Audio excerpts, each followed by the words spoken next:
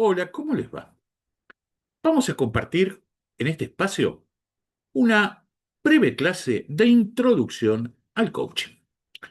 Este video tiene por finalidad ser un punto de partida para aquellos que están interesados en desarrollarse en la práctica de esta disciplina y también, por supuesto, para aquellos que simplemente tienen la curiosidad de entender en qué se basa la misma, a propósito de su gran demanda tan común en estos tiempos que corremos. Decimos habitualmente que hay muchas razones para formarse como coach, o por lo menos para dominar los instrumentos básicos que hacen a su práctica. En muchos casos son personas que desean ampliar su práctica profesional. Es muy común que profesionales autónomos de distintas disciplinas buscan expandir sus servicios, buscan brindar otro tipo de prestaciones para sus clientes o sencillamente concentrarse en esta práctica. También hay personas que con un fuerte compromiso y participación organizacional, conduciendo equipos de trabajo, sencillamente quieren adquirir nuevas herramientas para poder aumentar la efectividad de su liderazgo. Y no descartemos en lo absoluto que otros sencillamente buscan recursos para promover su propio desarrollo personal. Y el coaching puede brindar respuestas a todo este tipo de inquietudes. Así que sea que tu motivación principal es ampliar tu profesión o tu capacidad de gestión, o que estés buscando nuevos caminos para construir tu progreso, bienvenido al coaching y espero que te sirvan estas primeras ideas. Cada vez que hablamos del coaching, al igual que lo hacemos con otras intervenciones dialógicas, ahora vamos a categorizar de alguna manera estas, lo que estamos diciendo en definitiva, que vamos a recurrir al poder transformador de la palabra y el diálogo como mecanismo de aprendizaje.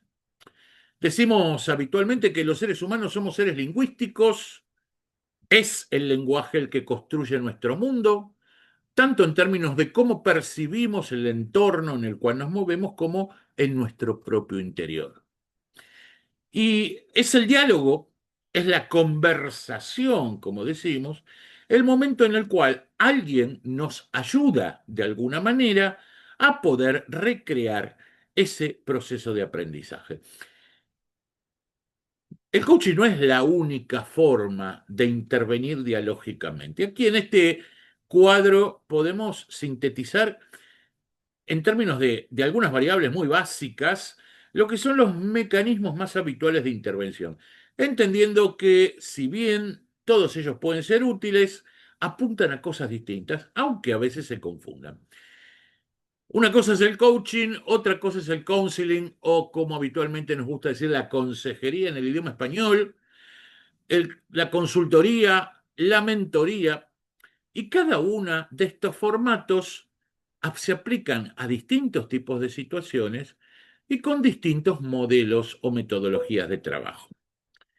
Trabajando sobre las dimensiones que estamos definiendo en este cuadro, podemos decir que hay metodologías en las cuales la intervención profesional está fundamentalmente centrada en el poder de la escucha, en lo que el profesional dispara a partir de la pregunta en términos de quién es su consultante, y hay otro tipo de intervenciones en las cuales el profesional, por decirlo de alguna manera, dice, transmite su idea, transmite su conocimiento, su experiencia, trata de alguna manera de aconsejar un proceder a aquel que lo está consultando.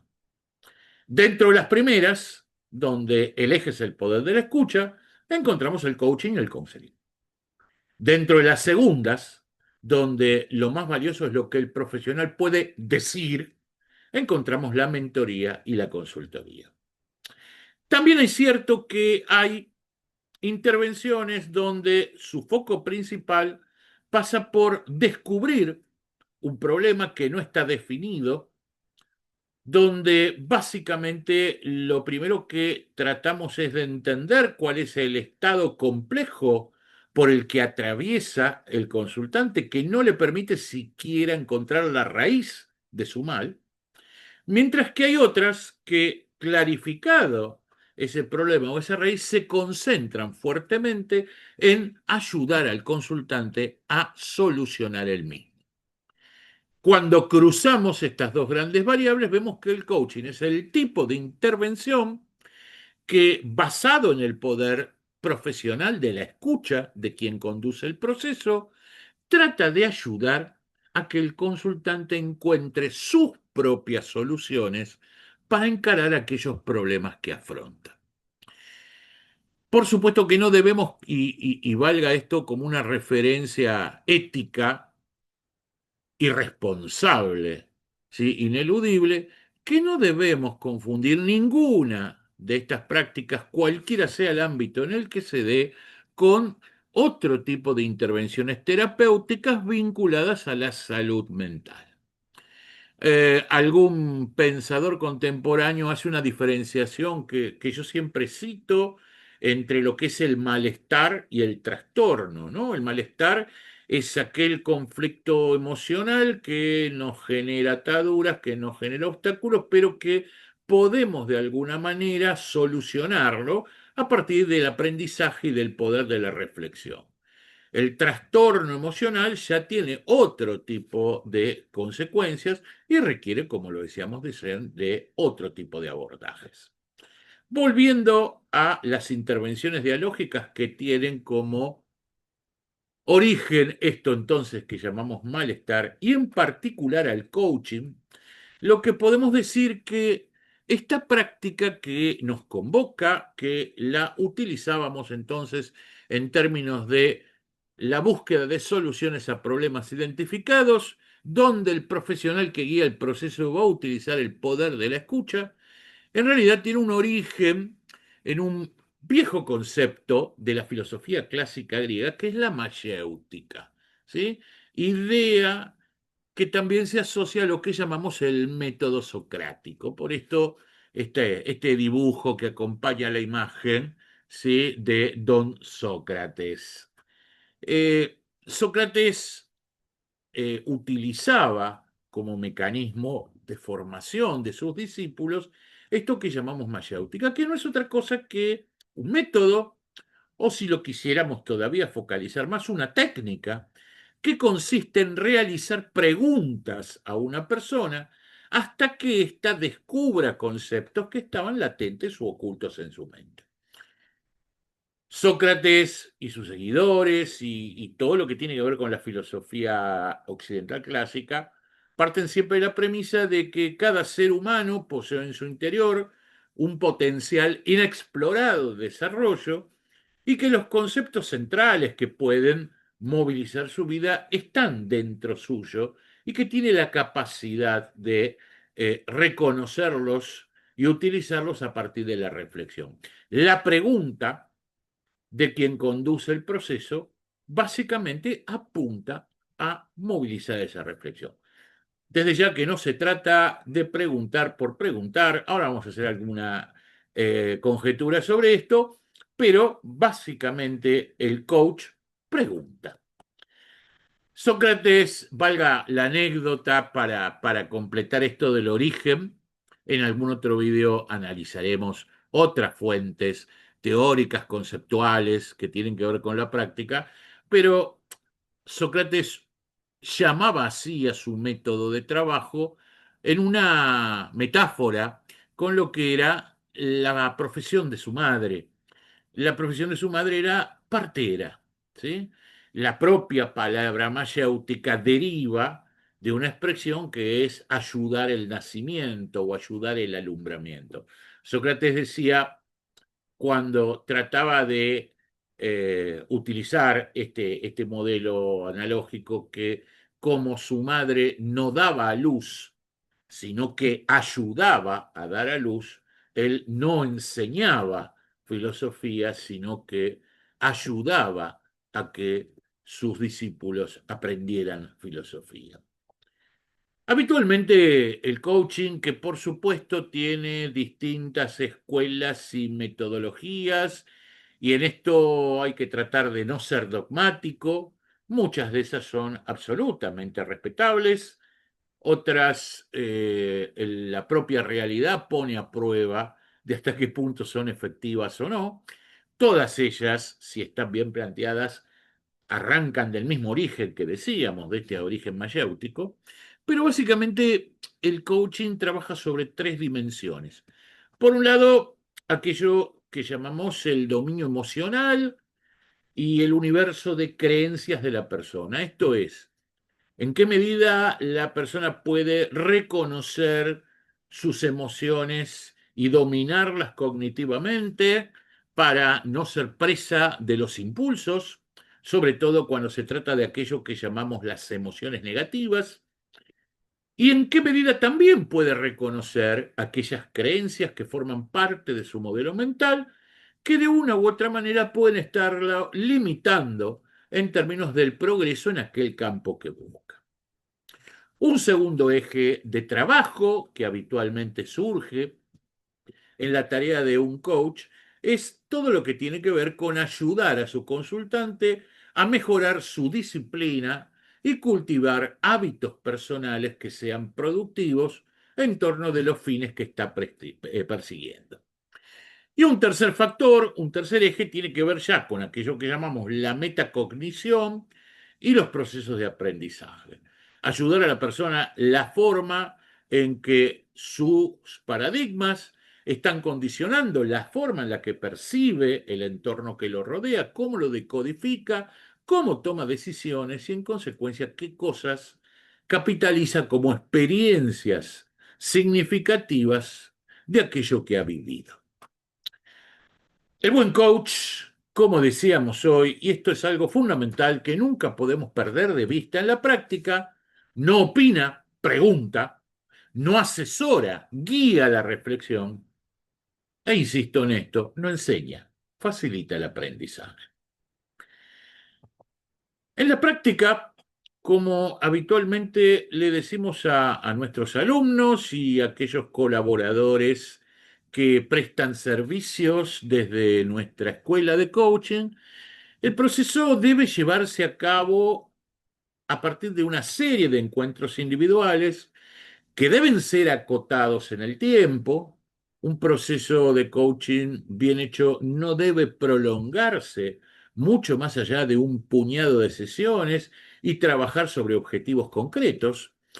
Y básicamente implica encadenar estos eslabones. Una vez establecida la relación, que por supuesto es un punto de partida ineludible, llegar junto con el consultante a un diagnóstico concreto de necesidades, poder generar a partir de ahí un plan de acción que el consultante pueda llevar adelante, monitorear la acción del mismo, y allí sí, tal vez el momento donde mayor protagonismo puede tomar un coach, ayudar al consultante en su seguimiento y brindar el feedback necesario. En general, las situaciones más habituales por las que consultan las personas a un coach, y por ende también el terreno donde más efectiva es la práctica, y como dice allí la imagen, ojo que esto es para orientarte, no para condicionarte en términos de lo que puede ser tu trabajo. Tengan en cuenta que nuestra escuela se especializa en aquello que llamamos, que se llama habitualmente coaching ejecutivo y personal.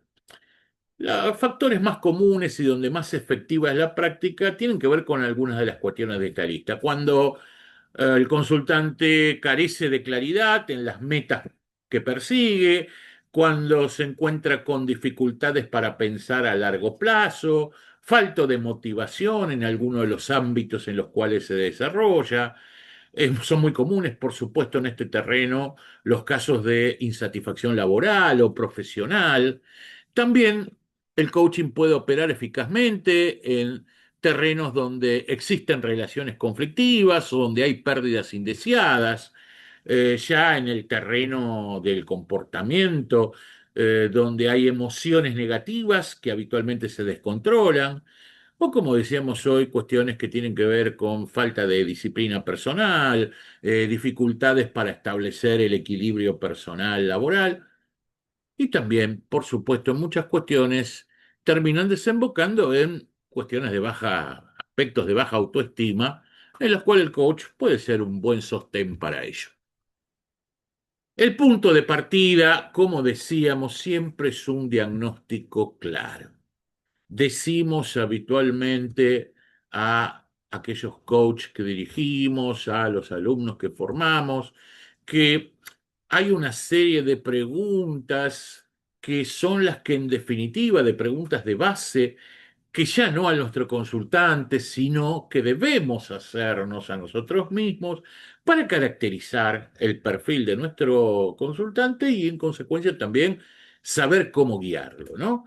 Debemos preguntarnos siempre frente a esa persona que recurre a un servicio de coach si puede definir con claridad sus problemas, si puede definir con claridad metas y objetivos a largo plazo, si es capaz de cuestionar sus propias creencias, la perspectiva con la que está mirando esto, si presenta evidencias de algún anclaje fuerte en ese campo a una experiencia negativa pasada, si puede, y esto es muy importante, si puede reconocer sus fortalezas, conectarlas con sus objetivos, si tiene la capacidad ejecutiva para poder llevar adelante acciones que lo conecten con sus metas, si puede identificar vínculos que lo ayuden y fundamentalmente, por supuesto, si está dispuesto a emprender esta aventura de someterse a un proyecto de coaching, si está realmente convencido de que puede obtener resultados.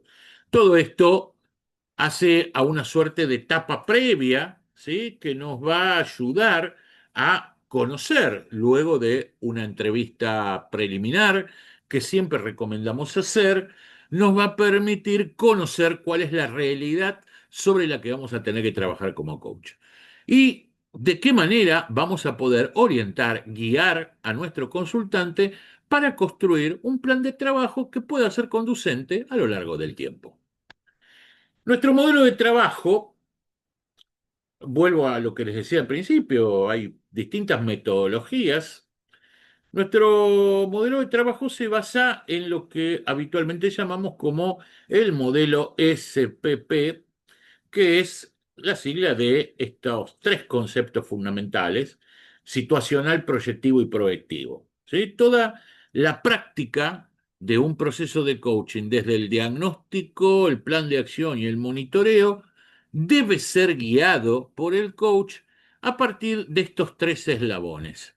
Lo primero es lograr que nuestro consultante entienda la situación que atraviesa, es decir, de dónde parte, cómo se siente frente a ello, con qué recursos cuenta, luego que pueda proyectarse a un modelo futuro, hacia dónde va, cómo se ve a sí mismo, cuál es su propósito, y finalmente que asuma una actitud proactiva, reconociendo qué cosas dependen de sí, qué obstáculos enfrenta y pudiendo apropiarse de aquellos recursos que necesita para poder generar el cambio que anhela. ¿Cómo vamos a llegar a esto? ¿Cómo vamos a recorrer este eslabón? Pues ni más ni menos que a partir de las preguntas, ¿sí?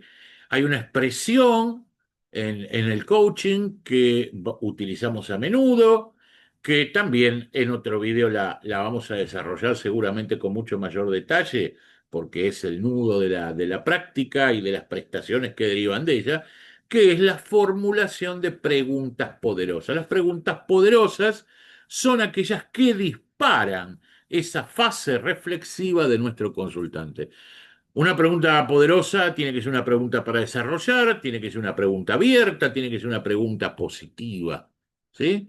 En definitiva, lo que tenemos que hacer que cada una de las preguntas que nosotros vamos generando a lo largo de la sesión de coaching signifiquen poder penetrar, ayudar, guiar el pensamiento de nuestro consultante hacia algo que en su interior debe descubrir y que está en condiciones de descubrir por sí mismo. En nuestra experiencia, más allá de las preguntas poderosas, y esto es algo bastante diferencial de nuestra metodología de trabajo en esta escuela, utilizamos a menudo distintos recursos complementarios para movilizar ese proceso reflexivo, más allá de la pregunta. Generalmente nosotros lo que decimos que entre sesión y sesión tiene que haber un puente, ¿sí? Que es necesario que el consultante permanezca de alguna manera conectado a lo largo de todo el proceso y muchas de estas cuestiones que nosotros llamamos recursos complementarios, que muy simbólicamente en el diálogo con nuestro consultante le decimos la tarea para el hogar, tiene que ver con acciones o con pequeños trabajos de autoanálisis que nosotros movilizamos. A veces puede ser la utilización de una historia, a veces puede ser el jugar con alguna metáfora, con alguna etimología, pequeñas cápsulas teóricas que pueden darse todas estas primeras tres menciones dentro de la sesión y determinado tipo de ejercicios a realizar in situ o post sección. Nuestra experiencia nos dice que la utilización de estos recursos potencia muchísimo los resultados respecto de una sesión tradicional totalmente estructurada, donde la pregunta poderosa, que si bien sigue siendo el eje, se convierte en el único protagonista de ese diálogo. Pero en definitiva, nosotros trabajamos con un pequeño manual, inventario orientativo de este tipo de recursos complementarios que todos nuestros alumnos manejan y que los franquiciados de nuestra escuela permanentemente actualizan.